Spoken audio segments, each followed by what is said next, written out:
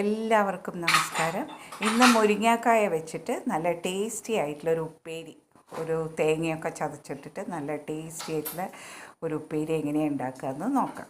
മുരിങ്ങാക്കായ cut ചെയ്ത് നന്നായി വേവിക്കാൻ വെച്ച് കുറച്ച് വെള്ളം ഒഴിച്ചിട്ട് മഞ്ഞൾപ്പൊടിയും ഉപ്പും ഇട്ടിട്ട് കുറച്ച് പച്ചമുളകും ഇട്ടു.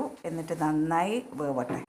1 കപ്പ് തേങ്ങ എടുത്തിട്ട് അതിലേക്ക് കുറച്ച് പച്ചമുളക്, ചെറിയൊരു കഷ്ണം ചെറിയ ഉള്ളി, കുറച്ച് ജീരകം, 1/4 ടീസ്പൂൺ ജീരകം മതി. അതിട്ട് നന്നായി ചതച്ചെടുക്കുക. മുരിങ്ങക്കായ വെന്തതിന് ശേഷം നന്നായി ചതച്ചെടുത്ത തേങ്ങ ഇതിലേക്ക് ചേർത്തിട്ട് നന്നായി ഇളക്കി കൊടുക്കുക.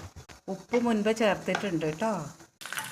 നന്നായി വെന്ത മുരിങ്ങക്കായയിലേക്ക് നല്ലൊരു വറവിടുക. വെറും കറിവേപ്പിലയും പച്ച വെളിച്ചെണ്ണയിൽ കറിവേപ്പിലയും മുളകും നല്ല വറവിട്ടു. മുരിങ്ങക്കായ വെച്ച് നല്ല ടേസ്റ്റി ആയിട്ടുള്ള ഒരു കൂട്ട് റെഡിയായി. എല്ലാവരും ട്രൈ ചെയ്ത് നോക്കൂ കേട്ടോ.